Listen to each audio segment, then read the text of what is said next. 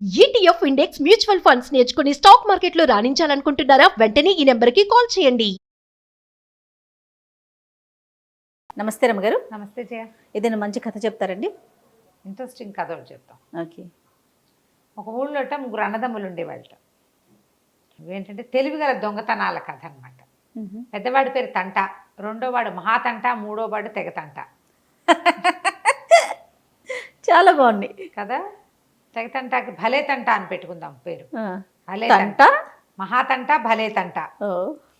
ఎంతో తెలివైన వాళ్ళు, దొంగతనాల్లో ఆరితేరి ఉంటారు. ఆ తెలివితే ఎట్లా? మహా తెలివి.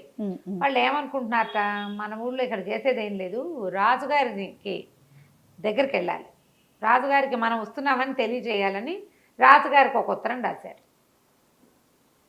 నా పేరు తంట, మీ ఊళ్ళో నేను మా రాజ్యంలో దొంగతనం చేయబోతున్నాను, నగరంలో చేతనైతే పట్టుకోండి. ఉత్తరం వెళ్తే రాజుగారు ఆశ్చర్యపోయి, ఏమిటి వీడెవడో ఉత్తరం రాశాడు అని ఊరంతా ప్రచారం చేశారు. తంట అనేవాడు ఒకడు వస్తున్నాడు, వాడు దొంగతనం చేయబోతున్నాడు, మంత్రికి చెప్పాడు జాగ్రత్తగా ఉండండి మీరు. వాడు ఎక్కడ చేస్తాడు, ఏం చేస్తాడు, ఎక్కడెక్కడో బాంబు పెట్టాములాగా ఏమీ తెలియదు. కానీ ముందు క్లూ ఇచ్చాడు. దొంగతనం జరుగుతుందేమో చూద్దాం అనుకుంటున్నాడు. ఈ తంట అన్నవాడు నగరంలోకి వచ్చాడు. వాడు అడి తిరిగి ఊరంతా తిరిగి ఒక పేదరాజు పెద్దమ్మ దగ్గర చేరి సరే భోజనం పెట్టించుకున్నాడు. అన్నం పెట్టింది. అన్నం పెడితే అడిగి, ఏమిటవా పెద్దమ్మ మీ ఊళ్ళో విశేషాలు అన్నాడు. అంటే పెద్దమ్మంది, ఏమున్నాయినా విశేషాలు, అన్నీ బాగానే ఉన్నాయి.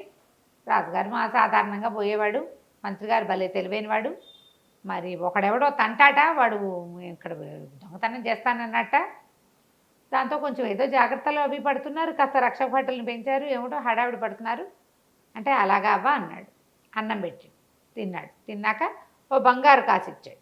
ఆవిడ 1 అని లెక్కబెట్టి ఒక డిబ్బెన్లో వేసుకుంది. వస్తా పెద్దమ్మ, కుదిరితే మళ్ళీ వస్తాను, లేకపోతే లేదు అన్నాడు. అన్నాక అట్లా 4 వీధులు తిరిగాడు. తిరిగిన తర్వాత పువ్వుల కొట్లు, పళ్ళ కొట్లు, కూరల కొట్లు కనపడుతుంది. ఒక పువ్వుల కొట్టు పక్కన కట్టల తమలపాకుల కొట్టు కనపడింది. తమలపాకుల కొట్టుకు వెళ్ళాడు. ఎంత మోద అన్నాడు. అంటే మూరనా? మోద అంటే కట్ట. అంటే ఈయన ఏమన్నాడు, రూపాయి బాబు అన్నాడు. ఎన్ని ఉంటాయి అన్నాడు. కట్టలో 300 ఉంటాయి బాబు అన్నాడు. ఈయన ఏమన్నాడు, నాకు 10 ఆకులు ఇవ్వు అని ఓ పావలా చేతిలో పెట్టి, బజార్ వెళ్తున్నా, మా వాడు ఎవడైనా వస్తాడు లేదా నేనే వస్తా, 300కి ఒక్క పిసరు కూడా తగ్గడానికి వీల్లేదు, ముందు నాకు 25 ఆకులు ఇచ్చి, ఇప్పుడు 25 ఇచ్చావు కాబట్టి 25 తక్కువ 300 ఇస్తే సరిపోతుంది, సరేనా అన్నాడు. ఆయన ఏం చేశాడు, మోదల నుంచి 25 ఆకులు తీసి వీటి చేతిలో పెట్టి ఆ మోద పక్క పెట్టాడు. డబ్బులు ముట్టినాయి కదా, మిగిలిన డబ్బులు 30 ఇచ్చి తీసుకుంటాడు, రూపాయి. అక్కడి నుంచి తమలపాకులు ఒలిచి వేసుకుంటూ బయలుదేరాడు. ఇంకా తిరిగాడు. అవతల సందులో ఎక్కడో కాశ్మీరీ శాలువాలు అమ్ముతున్న ఒక కొట్లోకి వెళ్ళాడు. వెళ్ళి మరి చూసి చాలా బాగున్నాయి, మాట్లాడాడు. కాశ్మీర్ శాలువాలంటే ఆ రోజుల్లో చాలా ఖరీదు, ఉన్ని చేత్తో నేసేవి, గొప్పవి, ఎవరికైనా అద్భుతమైన వ్యక్తులకి బహుమానంగా ఇవ్వాలని ఇప్పుడు మనం కూడా శాలువాలు కప్తాం చూడు, అట్లా అనమాట. 300కి బేరం కుదిరాక ఈయన ఏం చేశాడు, ఓ 25 రూపాయలు అక్కడ ఇచ్చాడు. ఇచ్చి, నా దగ్గర ఇంకా డబ్బులు లేవు, ఎందుకంటే ఇది కొత్త ఊరు, మా వాడు ఒకటి దగ్గర పెట్టా, శాలువా నాకు ఇచ్చేయండి, మీ వాడిని ఒకడిని నాతో పంపించండి, మరి నేను ఇప్పిస్తా డబ్బులు తీసుకొచ్చేస్తాడండి. ఇలా జరుగుతాయి, పెద్దవాళ్ళంతా ఇలాగే చేస్తారు. అప్పుడు బ్యాంకులు అవి లేవు కదా, ఎక్కడో తెలిసిన వాళ్ళ దగ్గర దాపెట్టుకుంటారు డబ్బులని. తమ్ముడిని పంపించాడు. తమ్ముడిని వెంటేసుకుని తంటా గారు తమలపాకల కొట్టు తీసుకుపోయాడు. ఆ కొట్టు బయట నుంచి, అన్నా బాగున్నావా అన్నాడు. మధ్యాహ్నం నుంచి సాయంత్రానికి, పొద్దు అయ్యేదాకా ఏమైపోతాను అని తీసుకెళ్తావా అన్నాడు. 25 తక్కువ 300 ఈయనకి ఇచ్చేయి అని ఈయన చూపించి అన్నాడు. బాయ్ చెప్పాడు. శాలువా సంకలో పెట్టుకున్నాడు. 3 సందులు తిరిగి 36 గొంతుల్లోకి వెళ్ళిపోయాడు. ఈయనేమో 25 తక్కువ 300 వస్తుంది కదా, ఇవ్వండి 25 తక్కువ 300 అంటే, ఆయన ఏదో చేతిలో పని అరటిపల్ల గెల్లేవో వేళ్ళాడేస్తున్నాడు. ఆ పని అయిపోయాక మెల్లిగా చేతులు తుడుచుకుని తమలపాకులు కట్ట తెచ్చి ఈ కుర్రాడి చేతిలో పెట్టాడు. కుర్రాడు అన్నాడు, ఏమిటి తమలపాకులు ఇస్తున్నారు, డబ్బులు ఇరా అన్నాడు. డబ్బులేమిటి, ఆయన డబ్బులు ఇచ్చేసాడు కదా, పాతిక తక్కువ 300 ఇమ్మన్నాడు, ఇచ్చాను. అదేంటి పాతిక 300 డబ్బులు ఇవ్వాలి, 25 కొట్లో ఇచ్చాడు, 300 పాతిక తక్కువ 300 ఇక్కడ ఇప్పిస్తానన్నాడు, అది ఇవ్వమంటాడు వాడు. తమలపాకులేనంటాడు ఈయన. చెడామడా పొట్టాడుకున్నారు. అక్కడి నుంచి రక్షక భటులు చేరారు. వీళ్ళకి అర్థమైంది ఎవడో ఒకడు వచ్చాడు. తమలపాకుల వాడి దగ్గర బేరమాడి కాశ్మీర్ సాలు వాళ్ళ వాడికి టోపీ పెట్టాడు. ఓ, ఇది దొంగతనమే కదా. 25 రూపాయలు ఇచ్చి 300 రూపాయల ఖరీదైన దాన్ని పట్టుకుపోయాడు. ఇప్పటిదాకా ఆ ఊళ్ళో ఇలాంటి మోసాలు జరగల. రాజుగారు చాలా ఆశ్చర్యపోయాడు. జాగ్రత్తగా ఉండాలనుకున్నారు. సరే, మళ్ళీ 15 రోజులకు ఒక ఉత్తరం వచ్చింది. నా పేరు మహాతంట, మీ ఊళ్ళో దొంగతనం చేయడానికి వస్తున్నాను అని. రాజుగారికి పట్టుడికిపోయింది ఊరంతా. అయ్య బాబోయ్, వాడెవడో వస్తున్నట్ట, 300 రూపాయలకి పోయి టోపీ పెట్టాడు. 300 అంటే ఆ రోజుల్లో ఇవాళ 3 లక్షలతో సమానం. సరే, అందరూ రెడీగా ఉన్నారు. ఈ మహాతంట ఊళ్ళోకి వచ్చి పెద్దమ్మ దగ్గరకు వచ్చాడు. పెద్దమ్మ అన్నం వండ పెడతానంది. ఆవిడ దొడ్లోకి వెళ్ళి అరిటాకు కోసుకొచ్చే లోపల వీడి డిబ్బీలోంచి రూపాయి తీసేసాడు. ముందు తంటా ఇచ్చాడు కదా రూపాయి, ఆ రూపాయి బిళ్ళ లాగేసి కూర్చున్నాడు భోజనానికి.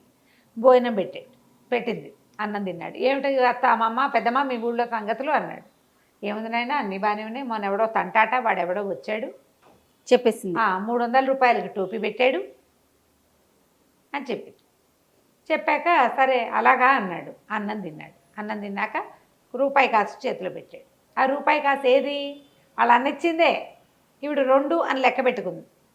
అక్కడ పావలాలు 10 పైసలు వస్తాయి, చిన్న డబ్బు వస్తుంది. వస్తుమారకం జరుగుతుంది. నోట్లు కాయిన్స్ వచ్చేది చాలా తక్కువ. లెక్క పెట్టుకుంటుంది పాపం. ఆవిడ వచ్చాయి అనుకుంది. 2వ కాసు వేసుకుంది. వెళ్ళిపోయాడు బయటికి. వెళ్ళిపోయి ఏం చేశాడు, ఒక బైరాగి వేషం వేసుకుని ఒక చెట్టు కింద కూర్చున్నాడు. కూర్చున్నాక వారా వీరా అందరూ అడిగారు, ఎవరు బాబు, ఏ ఊరు నుంచి వచ్చారంటే, ఈ ఊరే, చిన్నప్పుడు ఎప్పుడో లేచకపోయాను, మంత్రి గారి అల్లుండి, చిన్న మంత్రి గారి అల్లుండి. ఇప్పుడు ఆయన ఎక్కడున్నాడో, ఆ కుటుంబం ఎక్కడుందో తెలీదు, వాళ్ళ ఇల్లు వాకిలి అన్నీ మర్చిపోయాను నేనని ఒకళ్ళకి చెప్పాడు.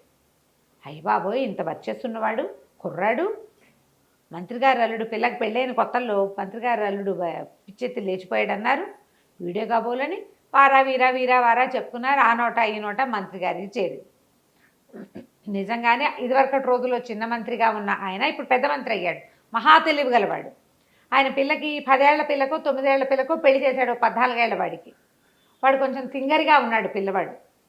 పెళ్ళైన తర్వాత ఆ పిల్లని కాపరాన్ని పంపకముందే పిల్లాడు లేచక్కపోయాడని చెప్పుకున్నారు. బైరాగుల్లో కలిశాడని. వాడు వీడే అనుకుని ఈయన పరిగెత్తుకుంటూ వెళ్ళాడు.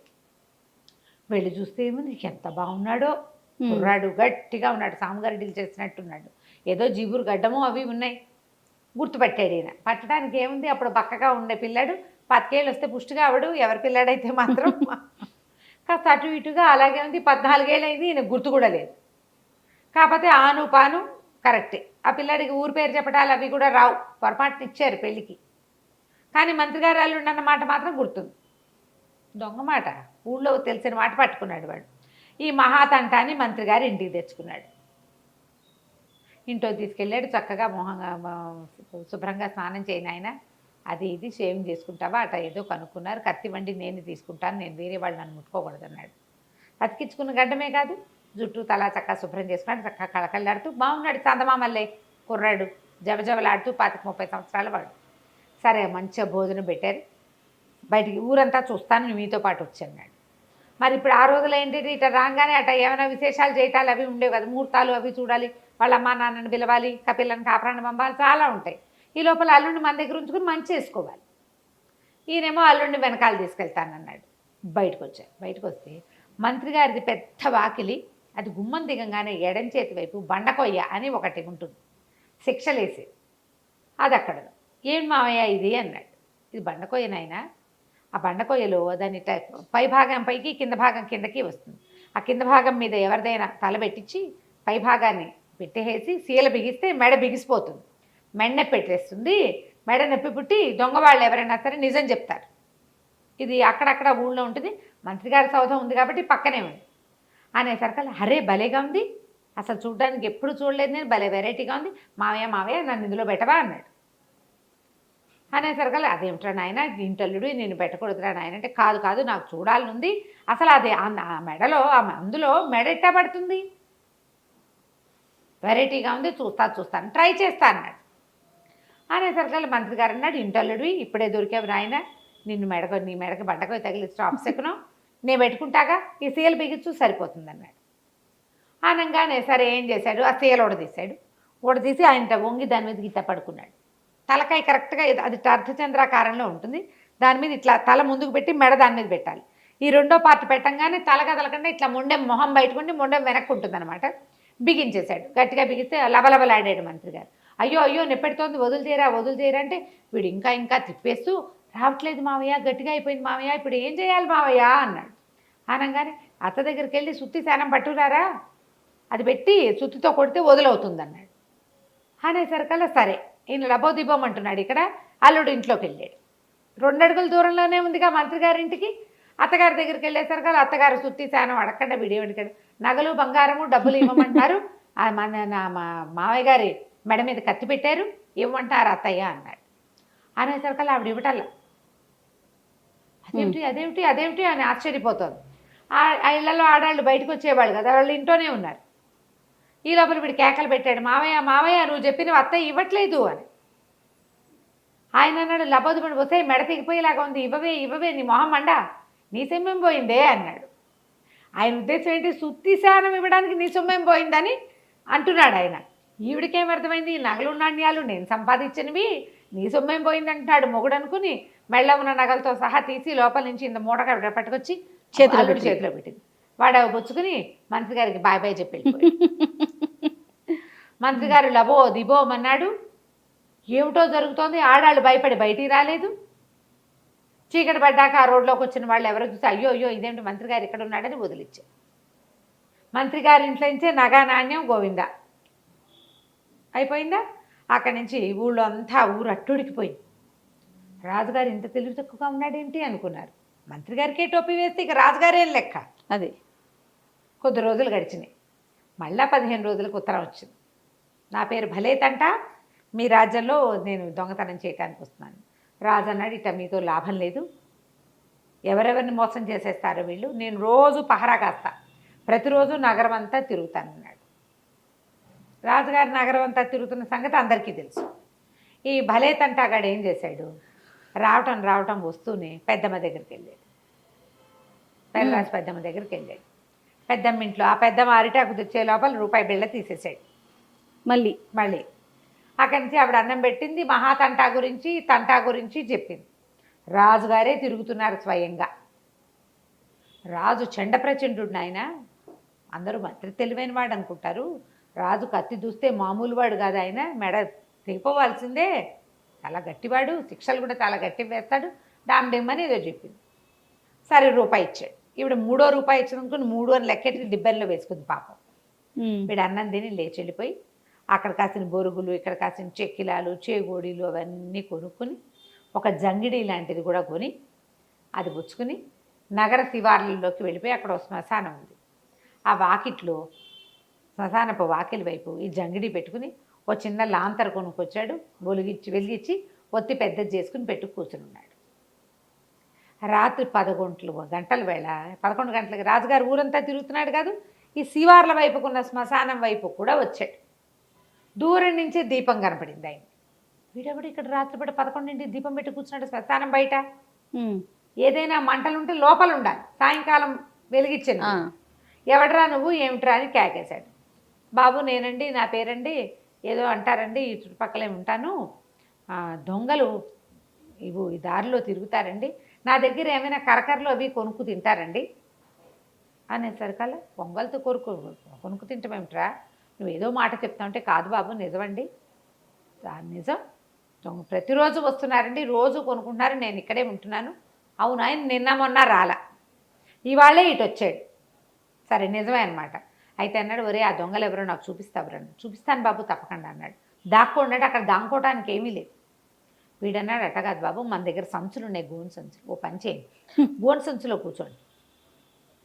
సంచి కప్పు కూర్చుంటే అదేదో బస్తా అనుకుంటారు, మనిషి అనుకోరు. ఇప్పుడు నిలబడి ఉంటే మనిషి అని తెలుస్తుంది, బస్తాలో కూర్చుని ముడుచు కూర్చుని ఉంటే ఏదో వస్తువులు సంచిలాగా వస్తువులాగా ఉంటారు, అందులో కూర్చోండి అన్నారు. రాజుగారు మంచిగా తలపాగా ఉంది, పెద్ద కత్తి కటారు ఉన్నాయి ఆయనకి, గుర్రం, కోట్ ఒకటి పెద్ద అంగరక, చలేస్తుందని వేసుకున్నాడు. అవన్నిటితో ఆ బస్తాలో కూర్చోలేకపోయాడు. ఆయన అన్నాడు, నా తలపాగా పై కోటు కత్తి తీసి వాడి చేతిలో పెట్టాడు. పెట్టి నేను బస్తాలో కూర్చుంటాను అన్నాడు. ఎప్పుడైతే ఆయన సంచిలో కూర్చున్నాడో వెంటనే వీడు దాన్ని మూతి కట్టేశాడు. రాజుగారు గిలగిల్లాడాడు, గిలగిల్లేదు, కలకల్లేదు. వీడేం చేశాడు, ఆ అంగరఖా ఉందిగా చొక్కా, అది పైనుంచి వేసుకున్నాడు. ఆ తలపాగా పెట్టుకుని ఆ కత్తి చేతితో పుచ్చుకున్నాడు. రాజు అయిపోయాడు. చేతితో పుచ్చుకుని ఆ గుర్రం ఉందిగా, మీరు చెప్పాడు ముందే, బాబు గుర్రాన్ని దూరంగా కట్టేస్తానండి, ఎవరైనా గుర్రం ఉంటే తెలుస్తుందని 3 గుర్రాన్ని ముందే అవతల కట్టేసి వచ్చాడు. చల్లగా నడుచుకుంటూ పోయి ఆ గుర్రం ఎక్కాడు. గుర్రం ఎక్కి చక్కగా సరాసరి ఖజానాకి వెళ్ళిపోయాడు. వెళ్ళిపోయి మా భలే తంటాగాడు ఊళ్ళోకి వచ్చేసాడు, మీరు పని చేయండి, ఖజానాలోది పెద్ద పెద్ద వస్తువులన్నీ తీయద్దు, మొత్తం ధనం ఎన్ని మూటలు ఉంటే అన్ని మూటలు గుర్రం మీద వేసేసేయండి, నేను రాజభవనంలో దాచిపెట్టేస్తాను అన్నాడు. మరి రాత్రి 11 గంటల వేళ అంగరఖా వేసుకుని తలపాగా పెట్టుకుని రాజుగారి ఖడ్గం పుచ్చుకుని ఇంకోటి ఎవడొస్తాడు, ఇంచుమించుగా ఒకే సైజులో ఉన్నారు. ఆయన కూడా 30 ఏళ్ల వాడు, వీడు అంతే ఉన్నాడు. మూటలు కట్టి గుర్రం మీద వేశారు. ఆ గుర్రానికి ఇలాంటి బరువులు అలవాటే. వీడు చక్కగా గుర్రం వేసుకుని ఇంటికి వెళ్ళిపోయాడు. శభాష్. తెల్లవారేపాటికి ఆ వైపుకి వచ్చిన వాళ్ళు, ఇక్కడ ఏదో జంగిడి ఉంది ఏమిటంటే, ఆ మూట కదులుతోంది ఏమిటా అని ఊడదీస్తే ఇంకేముంది, పై చెప్పాలేని రాజుగారు అక్కడ కూర్చుని ఉన్నాడు. రాజుగారిని ఊడదీశారు. అయ్యో అయ్యో అన్నారు. అక్కడి నుంచి ఈయన ఇంటికి వెళ్ళేసరికి ఇంకేముంది, ఖజానా ఖాళీ. మీరే వచ్చారు కదా, డబ్బులు తీసుకెళ్లారు కదా అంటాడు. ఖజానా కాపలాదారులేమో వాళ్ళది అంటారు. రాజుగారు నిర్ఘాంతపోయాడు, ఎంత పని జరిగింది, ఖజానాలో ఉన్న డబ్బంతా అయిపోయింది. సరిగ్గా 4 రోజుల తర్వాత తంట, మహాతంట, భలే తంట, 3 అన్నదమ్ములు వచ్చి రాజును కలిశారు. మేమే వీళ్ళము అని చెప్పారు. మేమే దొంగతనాలు చేసామంటే రాజుగారు వీళ్ళని బంధించండి, శిక్షించండి అని కేకలు పెట్టాడు. కేకలు పెడితే వాళ్ళు అన్నారు, మేము దొంగతనాలు అవంతా మేము వాడుకోలే, ఇక్కడి నుంచి పట్టుకెళ్ళిన ప్రతి రూపాయి మా ఇంట్లో సేఫ్గా ఉంది, మీ గుర్రం కూడా మా దగ్గరే ఉంది, మీ కత్తి కటారు కూడా మా దగ్గరే ఉన్నాయి, మేము ఇట్లా చేయగలం, కంటికి తెలియకుండా పాపలు తీయగలం, మీ దగ్గర ఉద్యోగం ఇవ్వండి, మీ రాజ్యాన్ని దొంగల నుంచి కాపాడతాం మేము అంటే. రాజు ఆలోచించాడు, ఇందులో టక్కరిగా చేశారు, తెలివిగా, ఇందులో హింస లేదు, తెలివే ఉంది. ఇలాంటి వాళ్ళు ఏ హింసకి పాల్పడకుండా తప్పేసి తలకాయ పగలగొట్టి లాక్కోలే, ప్లాన్డ్గా లాగారు. ఎక్కడ హడావిడి లేదు, హైరాన్ లేదు, తెలివైన వాళ్ళు. వీళ్ళని ఉంచుకుంటే బాగుంటుంది కదా. సరే రాజుగారు ఒప్పుకున్నాడు. వీళ్ళు వెళ్ళి పేదరాజు పెద్దమ్మకి 3 కాసులు ఇచ్చి, 2 కాసులు ఇవ్వాలి ఆమెకి, 2 కాసులు ఇచ్చారు. తమలపాకులు వాడి దగ్గర నుంచి తీసుకున్నారు కదా, వాడికి కాస్త డబ్బు ఇచ్చారు.